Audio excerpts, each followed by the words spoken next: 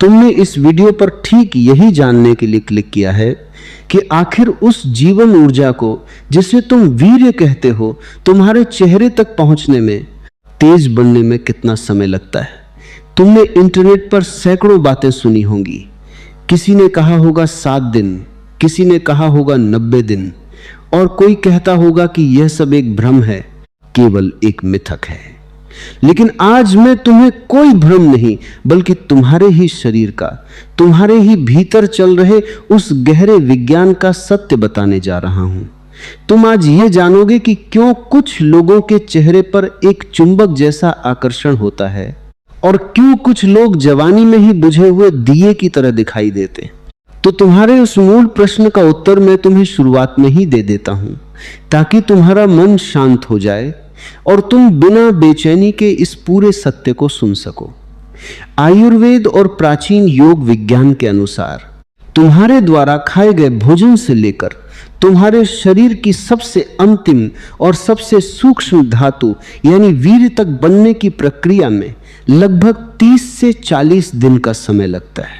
लेकिन सबसे बड़ा सत्य जो तुम्हें समझना है वह यह है कि वीर्य का चेहरे तक पहुंचना कोई भौतिक यात्रा नहीं है। वह कोई पानी या खून नहीं है जो किसी नस के जरिए तुम्हारे चेहरे तक आ जाएगा। यह यात्रा एक गहरा रूपांतरण है। जब तुम इस ऊर्जा को 30 से 40 दिन तक अपने भीतर सहेजते हो, उसे व्यर्थ नहीं बहने देते, तो यह ऊर्जा स्थूल से सूक्ष्म में बदलने लगती है। इसे आयुर्वेद में ओजस कहा गया है। यह ओजस ही है जो 40 दिनों के निरंतर संयम, सही विचार और ध्यान के बाद तुम्हारी आंखों की चमक और चेहरे के तेज के रूप में छलकने लगता है। यही तुम्हारा उत्तर है। लेकिन अगर तुम सोच रहे हो कि केवल दिनों की गिनती करने से तुम्हारे चेहरे पर चमक आ जाएगी, तो तुम अभी भी बहुत बड़े अंधेरे में हो। यह केवल दिनों का खेल नहीं है, इसके पीछे एक बहुत गहरा रहस्य है जिसे समझे बिना तुम्हारी यह यात्रा कभी पूरी नहीं हो सकती। तुम्हें क्या लगता है केवल दिन गिनने से और अपनी इच्छाओं को जबरदस्ती दबाने से तुम्हारे भीतर क्रांति घटित हो जाएगी? दुनिया में ऐसे लाखों लोग हैं जो ब्रह्मचर्य का पालन करने की कोशिश कर रहे हैं, जो अपनी ऊर्जा को रोक कर बैठे हैं, लेकिन फिर भी उनके चेहरों पर कोई चमक नहीं है। उल्टे वे ज्यादा क्रोधी, ज्यादा चिड़चिड़े, ज्यादा बेचैन और हिंसक हो गए हैं। ऐसा क्यों होता है? क्योंकि उन्होंने केवल ऊर्जा को रोका है, उसे कोई दिशा नहीं दी। जब तुम किसी बहती हुई महानदी पर एक बड़ा बांध बना देते हो और उस रुके हुए पानी को नहरों के जरिए खेतों तक नहीं पहुंचाते, तो क्या होता है? वह पानी भीतर ही भीतर दबाव बनाता है और अंततः उस बांध को तोड़कर भयंकर बाढ़ ले आता है जो सब कुछ नष्ट कर देती है। यही ठीक आज के युवाओं के साथ हो रहा है। तुम फैप या वीर्य रक्षा के नाम पर अपनी ऊर्जा को रोक तो लेते हो, लेकिन उसे ऊपर की ओर बहने का मार्ग नहीं देते। और जब जीवन की यह ऊर्जा ऊपर नहीं उठती, तो वह भीतर ही भीतर सड़ने लगती है।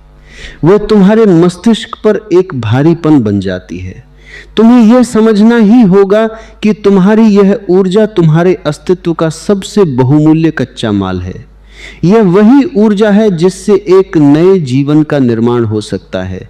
जरा आंखें बंद करके सोचो, जिस एक छोटी सी बूंद में पूरे के पूरे मनुष्य को, उसकी हड्डियों को, उसके मस्तिष्क और उसके धड़कते हुए दिल को जन्म देने की क्षमता है।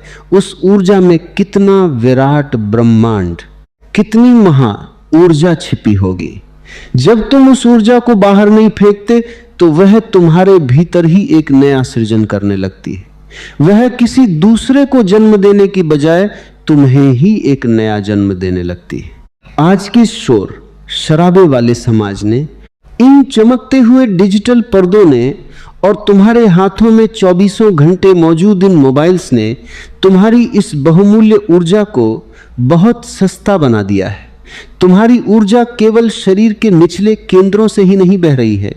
तुम्हारी ऊर्जा तुम्हारी आंखों के रास्ते, तुम्हारे कानों के रास्ते और तुम्हारे विचारों के रास्ते 24 घंटे बह रही है। तुम थके हुए इसलिए नहीं हो क्योंकि तुमने कोई बहुत बड़ा शारीरिक श्रम किया है।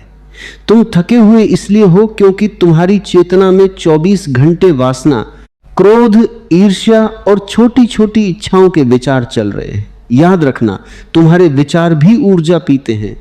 जब तुम किसी अश्लील दृश्य को देखते हो तो केवल तुम्हारा शरीर ही उत्तेजित नहीं होता, बल्कि तुम्हारे मस्तिष्क का एक एक कोना, तुम्हारी एक एक नस उस ऊर्जा को निचोड़ लेती है। और फिर तुम पूछते हो कि तुम्हारे चेहरे पर तेज क्यों नहीं है, तुम्हारी बातों में वजन क्यों नहीं है, लोग तुम्हारी ओर आकर्षित क्यों नहीं होते, वे कैसे होंगे? तुमने तो अपना सारा खजाना, अपनी सारी जीवन शक्ति कौड़ियों के भाव रास्तों पर लुटा दी। जिस ऊर्जा को तुम्हारी रीढ़ की हड्डी से होते हुए तुम्हारे मस्तिष्क तक जाना था, तुम्हारी सोई हुई प्रज्ञा और तुम्हारी कुंडलिनी को जगाना था, उसे तुमने स्क्रीन पर चल रही कुछ नकली परछाइयों के लिए, कुछ पलों के सस्ते सुख के लिए नाली में बहा दिया। अगर तुम वाकई में चाहते हो कि तुम्हारी यह ऊर्जा तुम्हारे चेहरे पर ओजस बनकर चमके, तो तुम्हें इसके दमन का मार्ग छोड़ना होगा। दमन यानी किसी चीज को जबरदस्ती दबाना। धर्म और समाज ने सदियों से तुम्हें केवल दमन सिखाया है। उन्होंने कहा है कि काम वासना बुरी है, यह पाप है, इससे लड़ो। लेकिन मैं तुमसे कहता हूं, जो तुमसे लड़ेगा वह अंततः तुम्हें ही हरा देगा। जिस चीज से तुम लड़ते हो, तुम उसी के बारे में सोचने लगते हो। यदि तुम काम वासना से लड़ोगे तो तुम 24 घंटे उसी के इर्द गिर्द घूमते रहोगे। तुम्हारा मन हर समय उसी का चिंतन करेगा। तुम्हें लड़ना नहीं है, तुम्हें केवल